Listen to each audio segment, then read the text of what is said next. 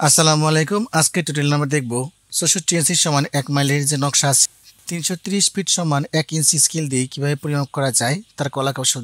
এই নকশাটি পরিমাপ করার জন্য এই যে ৫৬৬ নম্বর দাগের জমিটি রয়েছে, এই দাগের জমির চারিদিকের বাহুগুলার মান নিয়ে নেব এবং একই সাথে এই দিক থেকে এই পর্যন্ত যে কর্ণটা আছে সেই কর্ণের মান নেব। এরপর হেরনসি ক্যালকুলেটর দিয়ে এই বাহুগুলোর মান বসিয়ে এই যে দুইটা ত্রিভুজ আছে, ১ নম্বর ত্রিভুজ এবং এটা হইতেছে ২ নম্বর ত্রিভুজ, এই দুইটা ত্রিভুজের ক্ষেত্রফল যোগ করে তাকে ৪৩৫.৬ দ্বারা ভাগ করে এখানে মোট কত শতক জমি আছে তা বের করতে পারে। এখন আমরা কত ঘর আছে সেটা দেখব। এখানে ০ থেকে শুরু হয়ে এখানে শেষ হয়েছে, তাহলে এখানে ৪৫.৫ ঘর, তাহলে এখানে লিখবো ৪৫.৫ ঘর। এরপর পশ্চিম দিকের বাহুর মান এখান থেকে শুরু হয়েছে এবং এইখানে গিয়ে শেষ হয়েছে, এরপর এখানে আছে ৪৪ ঘর। দক্ষিণ দিকের বাহুর মান নেব, এখান থেকে শুরু হয়ে এইখানে গিয়ে শেষ হচ্ছে, ৪০ ঘরে গিয়ে শেষ হচ্ছে। আর এই বাহুর মান পূর্ব দিকের বাহুর মান এখান থেকে শুরু হয়ে এখানে শেষ, এখানে আছে ৪৭ ঘর। এখন এই যে কর্ণটা আছে এই কর্ণের মানটা আমাদের নিতে হবে। কর্ণের এখান থেকে শুরু হয়ে এইখানে গিয়ে শেষ হচ্ছে, তাহলে এখানে আমার ঘর আছে কতগুলা ৬৭৭ ঘর।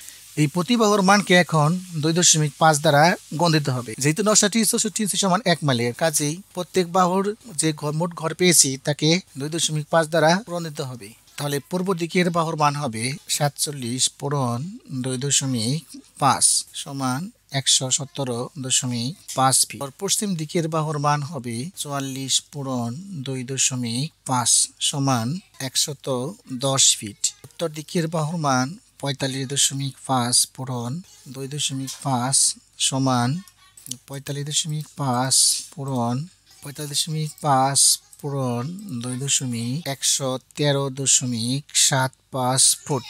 এরপর দক্ষিণ দিকের বাহুর মান হতেছে ৪০ পূরণ ২.৫ ১০০ ফিট। ৪০.৫ পূরণ ৪০ পূরণ ২.৫ ১০০ ফিট। কর্ণের মান হতেছে ৬৭.৫ পূরণ ২.৫ সমান ৬৭.৫ পূরণ ২.৫। এখানে পাইলাম ১৬৮.৭৫ ফুট। তাহলে আমাদের চারিদিকের বাহুর মান নেওয়া শেষ। এখন আমরা হেরনসি ক্যালকুলেটর দিয়ে এখানে মোট কত শতক জমি আছে তা বের করব। এটা হচ্ছে ১ নম্বর ত্রিভুজ আর এটা হচ্ছে ২ নম্বর ত্রিভুজ। আর এই দিকের বাহুর মান ছিল ১১০ ফিট, এই দিকের বাহুর মান হবে ১১৭.৫ ফিট, এদিকের বাহুর মান হতেছে ১১৭.৫ ফিট, এদিকের বাহুর মান হতেছে ১১৩.৭৫ ফিট, এদিকের বাহুর মান হতেছে ১০০ ফিট। আর এই যে কর্ণ আছে এই কর্ণের মান হতেছে ১৬৮.৭৫ ফিট। এখন হেরনসি ক্যালকুলেটরে চলে যাব। এখানে ১ নং ত্রিভুজ, এই ১ নং ত্রিভুজে কত আসবে এবং ২ নং ত্রিভুজে মোট কত বর্গফুট আসবে সেটা এখন দেখব।